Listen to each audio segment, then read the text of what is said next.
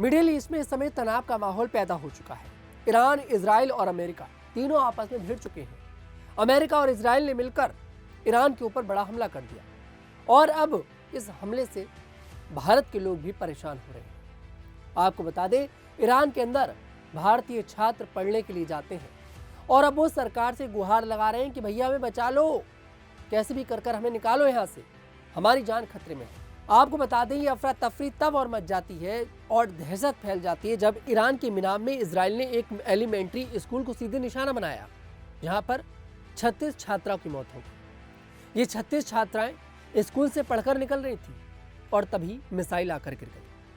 हालांकि आंकड़ा भी और भी बढ़ सकता है, लेकिन बताया जा रहा है कि इस हमले में 36 छात्राओं की मौत हो चुकी है। आज तो देखिए, मौत ईरान की बच्चियों की हुई है, लेकिन जो बच्चे भारत के ईरान के अंदर पढ़ रहे हैं, कुछ बच्चे मेडिकल की पढ़ाई कर रहे हैं, कुछ बच्चे कुछ और दूसरे कोर्सेज की पढ़ाई कर रहे हैं, पढ़ने के लिए जाते हैं, अब उनकी जान को भी खतरा है, उनकी जान खतरे में है। हालांकि देखिए, भारत सरकार ने पहले एक एडवाइजरी जारी करी थी, गाइडलाइंस जारी करी थी कि आप लोग कैसे भी कर ईरान को छोड़िए, जल्द से जल्द ईरान को छोड़िए।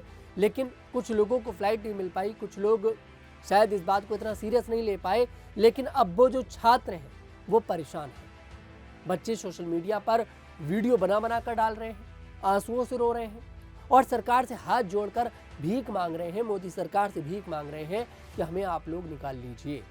क्योंकि अभी तो ये आलम देखिए ईरान का है, अभी ये आलम ईरान के बच्चों का है कि ईरान के बच्चों को टारगेट किया जा रहा है, उनके स्कूल को टारगेट किया जा रहा है। लेकिन ज़्यादा समय नहीं लगेगा जब एक खबर भारत के छात्रों को लेकर भी आएगी कि भारत के छात्रों को सीधे तौर पर ईरान में निशाना बनाया गया और उनकी मौत हो गई। ये खबर भी बिल्कुल आ सकती है, क्योंकि जो ईरान के छात्रों के साथ हो सकता है वो भारत के छात्रों के साथ भी हो सकता है। तो यहाँ पर समझना पड़ेगा कि ये खबर बहुत ज़्यादा दुखद है। इस समय ये जो माहौल है बहुत ज़्यादा तनावपूर्ण हो चुका है, क्योंकि ईरान अब चारों ओर से घिर चुका है। अब ईरान पर सिर्फ इजराइल और अमेरिका हमला नहीं करेगा, अब ईरान पर कुवैत भी हमला करेगा, यूएई भी हमला करेगा, कतर भी हमला करेगा, क्योंकि ईरान ने इन लोगों पर हमला कर दिया। ईरान ने इन लोगों के जो एयर बेस है अमेरिका का इन देशों में, उनको टारगेट किया। और यूएई में बताया जा रहा है कि एक बिल्डिंग को सीधे निशाना बनाया गया, जिसमें मलबे में एक व्यक्ति की मौत हो गई। अब ये देश भी कह रहे कि हम लोग भी भैया देखिए पलटवार करेंगे, हम लोग भी ईरान पर हमला करेंगे।